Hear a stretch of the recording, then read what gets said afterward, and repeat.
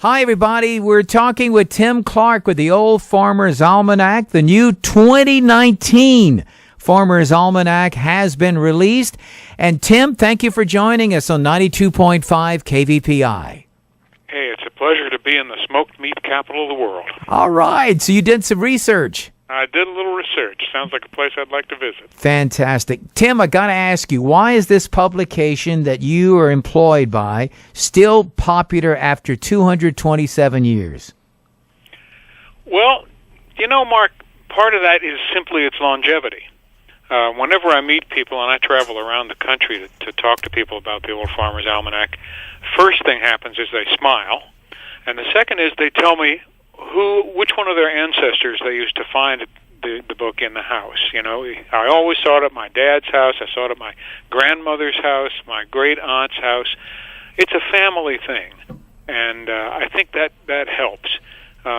We are the oldest continuously published periodical in North America, a record we've held since the early 1800s. And part of that is because the founder, a Massachusetts school teacher named Robert B. Thomas, was the editor for 50 years. Wow. And that's pretty remarkable. What is the number one topic most people go to first when they open up a new almanac? They want to know about the winter weather. The weather forecast has been there from the beginning, although it was much more primitive in the old days. I mean, the forecast might say something like, cold and clear for January. Well, that's not too tough a guess. It's gotten a lot more complicated now, and we have forecasts for the entire country and for Canada. We have a Canadian edition of the Almanac, and we cover the whole year in advance. And this puts us way out on the very uttermost tip of the branch of weather forecasting. How has been your batting average through the years? Our batting average, if you look at it in terms of our traditional claim, and I emphasize the word traditional and claim, is that we're 80% accurate. Wow. Now, just between you and me and your listeners, if you look at anybody in the prediction business, of any kind of prediction, political predictions, sports predictions, economic predictions, they always claim to be about 80% accurate. I just noticed that.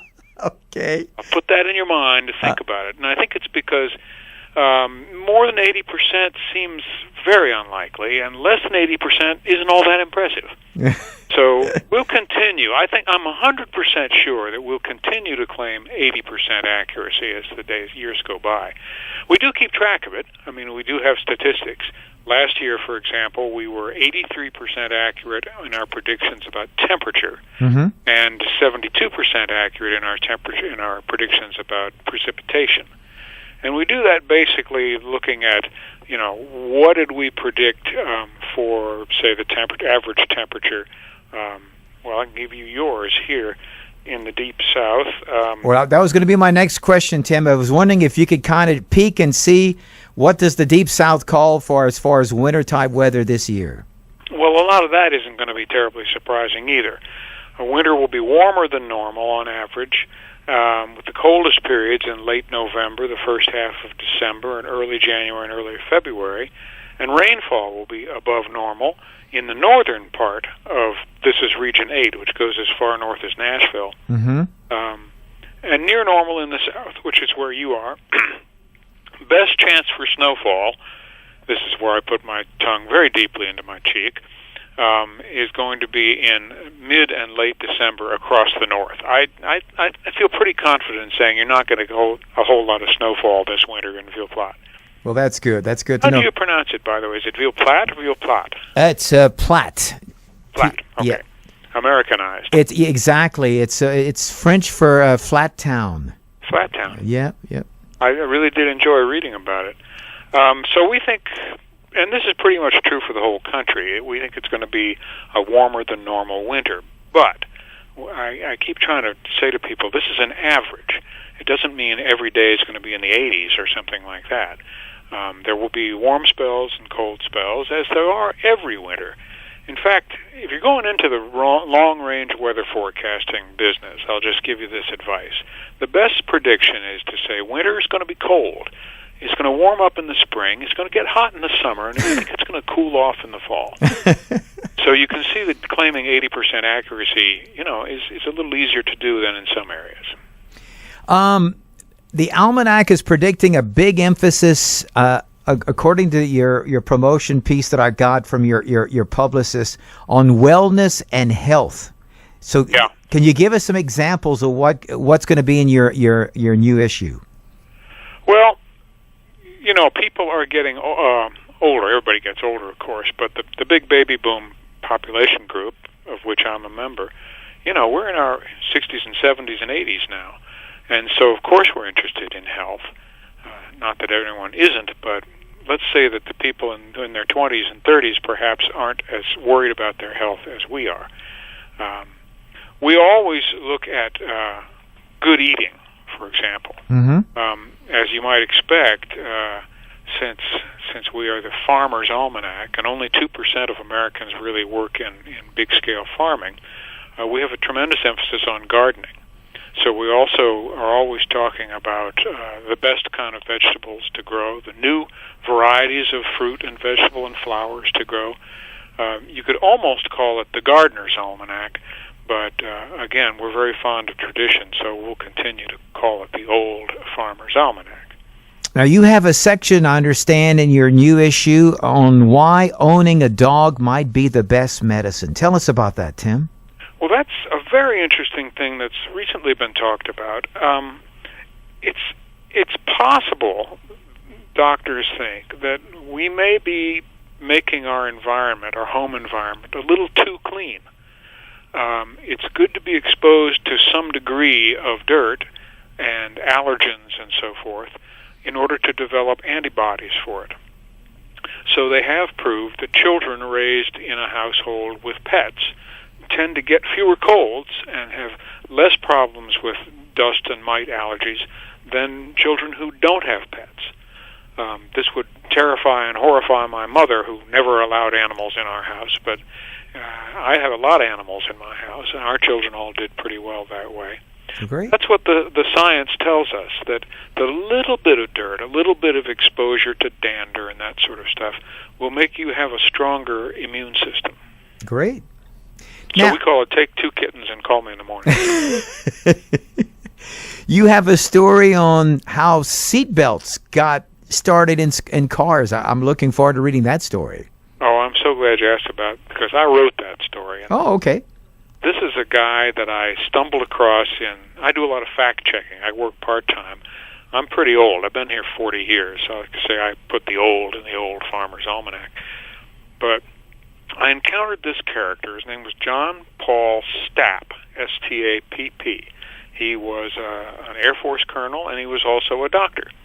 And he got to working on the problem back in the 1950s of the Air Force was transitioning to jet aircraft, and they didn't know whether the traditional ejection seats and so forth, could pilots bail out flying at 500 or 600 miles an hour and survive?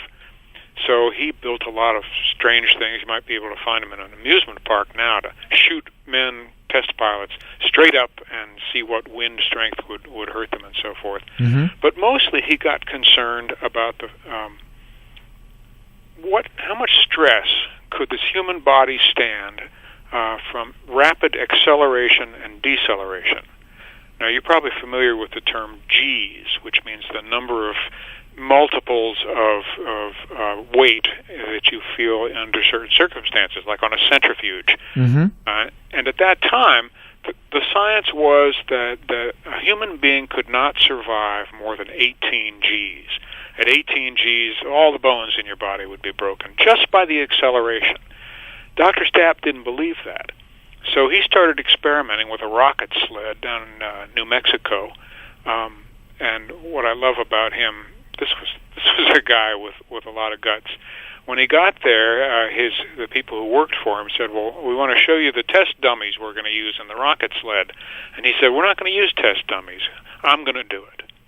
And this was not like a test pilot himself. He was a mid-40s, slightly overweight medical doctor. But he wanted to feel what it felt. So he took 29 rocket sled tests, the last and biggest of which took him from 0 to almost the speed of sound in 5 seconds. Wow.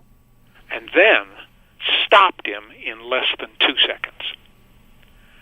And it did a lot of damage to him, but it did not break all his bones. In fact, he got up to 46 Gs. Remember, they thought 18 would kill a person. He took 46 Gs. And at that point, he was able to design and help other people design ejection seats and parachutes, high-level parachutes, high-altitude parachutes.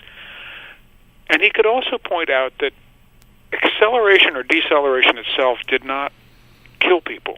What killed him was running into things, which seems obvious, but wasn't so obvious then. In fact, he learned that the Air Force was losing more pilots every year to car crashes than to plane crashes. So one of the first things he looked at was seat belts. And there were seat belts then. Some of you may be old enough to remember. They were just lap belts. Now we use the three-point system that crosses your chest, and he was the inventor of that.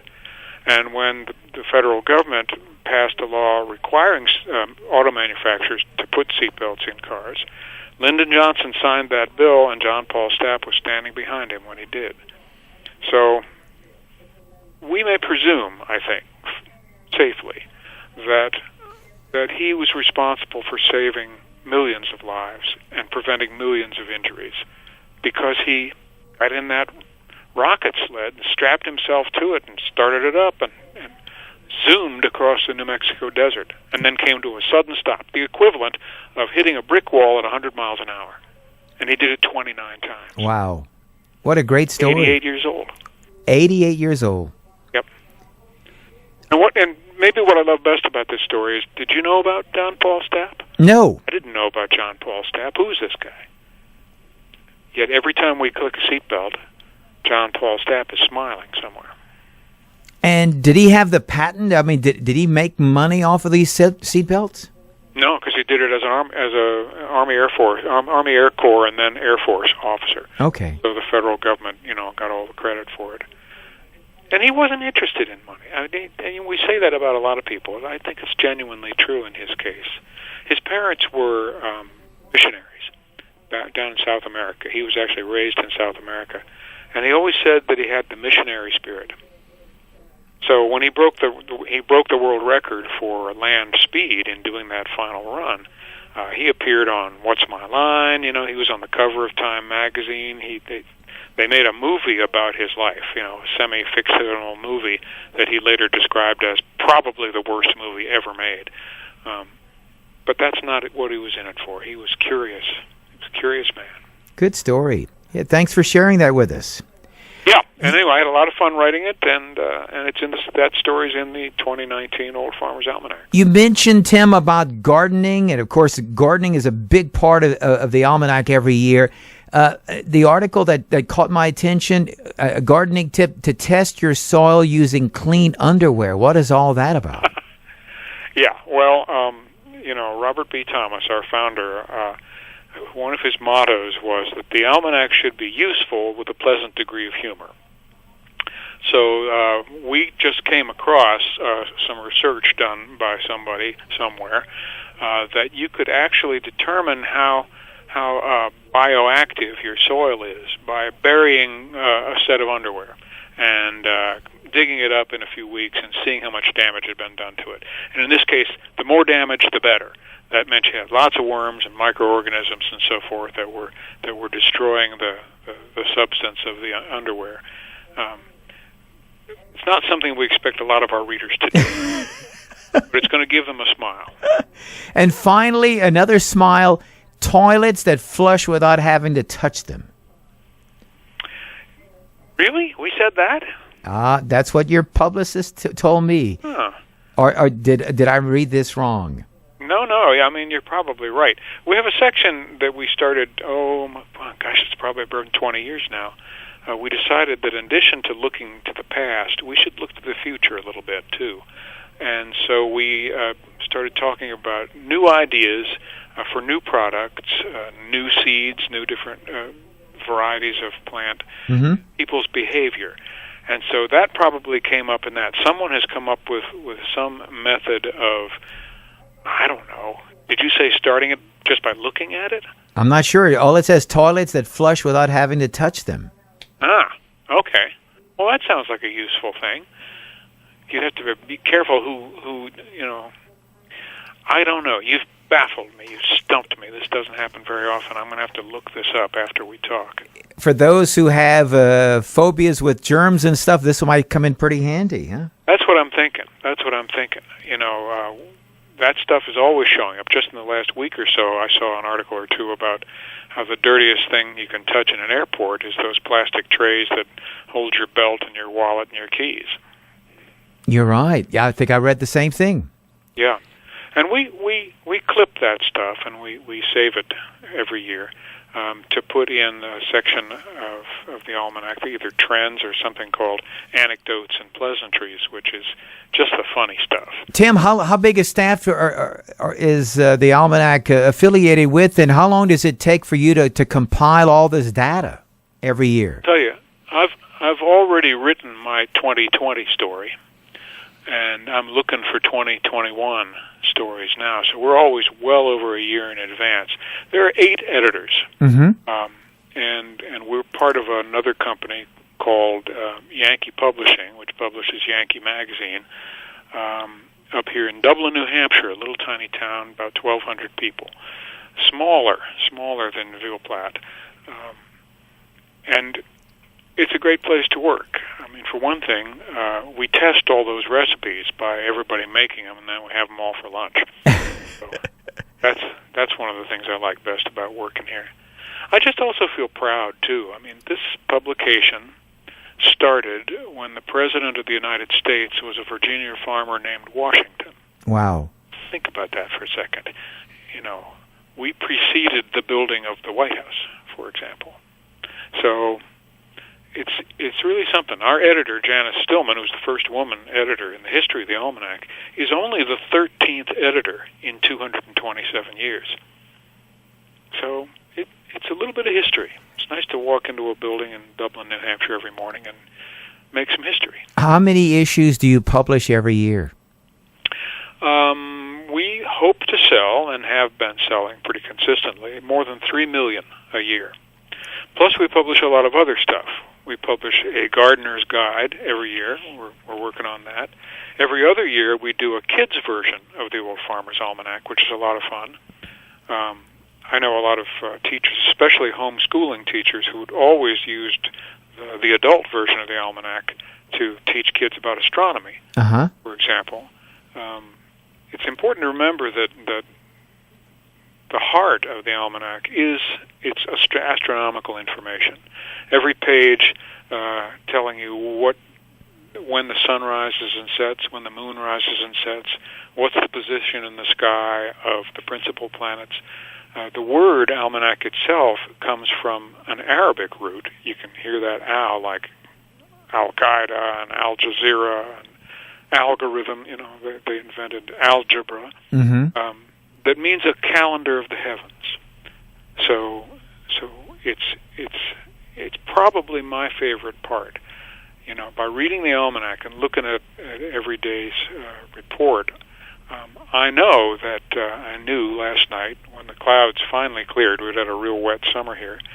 That waxing crescent moon, that bright dot next to it, was Venus. It was in conjunction with Venus last night. It was very beautiful to look at. Tim, where can people buy your new Old Farmer's Almanac? Well, it's available in a whole lot of retailers.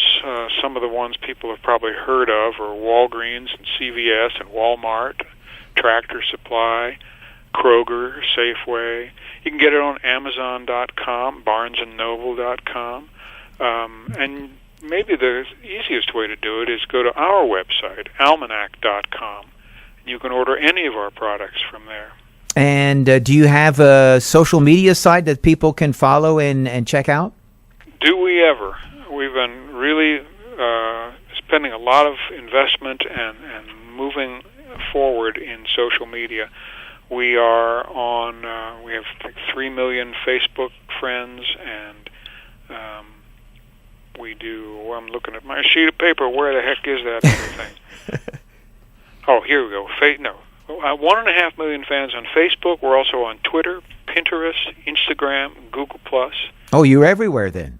Yeah, we jumped into that quite early. I mean, we use a lot of technology here, which disappoints some people, by the way. People ask me, very hopefully, are we still forecasting the year ahead by the woolly bear caterpillar and the width of the stripes on it, or how high the hornets build their nests in the barn? It's not that we don't respect that kind of folklore. I majored in folklore and mythology in university at college, and I love that stuff. But we don't use it for forecasting. There's a lot of very effective weather forecasting folklore, but it really has to do with the next 2 or 3 days. You can't use it for the whole season ahead or year ahead. Yeah. Well, we've been talking for the last few minutes with Tim Clark with the Old Farmer's Almanac. And Tim, thank you for joining us today. It's been a real pleasure. This is my favorite kind of interview, a conversation. Absolutely. And anytime that you have the opportunity to come visit us in Cajun Country, please come by and say hello to us, okay? Have you ever visited Cajun Country? I have never been there. It's one of the few states I've never been to, so it's on my list. Absolutely. Again, thanks again, Tim Clark for the Old Farmer's Almanac. It's been a pleasure, Tim. So has it been for me, and good luck to you.